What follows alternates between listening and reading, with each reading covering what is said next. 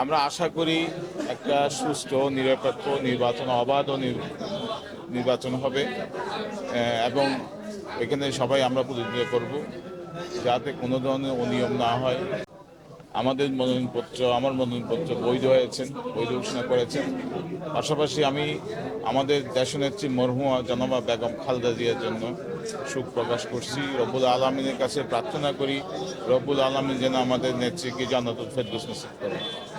আমরা আশা করি একটা সুষ্ঠু নিরপেক্ষ নির্বাচন, অবাধ নির্বাচন হবে এবং এখানে সবাই আমরা প্রতিনিধিত্ব করব, যাতে কোনো ধরনের অনিয়ম না হয়।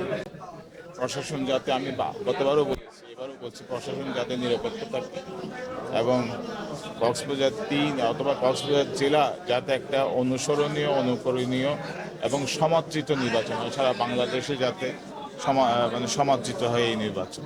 এটাই এখনো পর্যন্ত ইনশাল্লাহ ভালো আছে। ওই প্রশাসন মনোনয়নপত্র দাখিল, বৈধ অবৈধ ঘোষণার সময় দেখলাম যে প্রশাসন খুব চুলছোড়া বিশ্লেষণ করে এবং নির্বাচন কমিশনের সমস্ত নিয়ম কানুন এগুলা দেখে শুনে বৈধ এবং অবৈধ ঘোষণা করছে। না, এটা তো বললাম, এখনো পর্যন্ত আছে। এখনো পর্যন্ত প্রশাসন আমাদের নিরপেক্ষই মনে হচ্ছে, যাতে এটা অটুট থাকে আর কি, সামনে অটুট তো বলা যাচ্ছে না, চিহ্নিত করছে। তবে অনেক ভোট কেন্দ্রে যেখানে লোকসংখ্যা বেশি ওইখানে ভোট কেন্দ্র না হয়ে যেখানে লোকসংখ্যা কম ওইখানে ভোট কেন্দ্র হয়েছে। নিশ্চয়ই ওদের কিছু ক্যাটাগরি আছে যে কোথায় ভোট কেন্দ্র হবে, কোথায় ভোট কেন্দ্র হবে না, এগুলো আমরা যাচাই বাছাই করছি।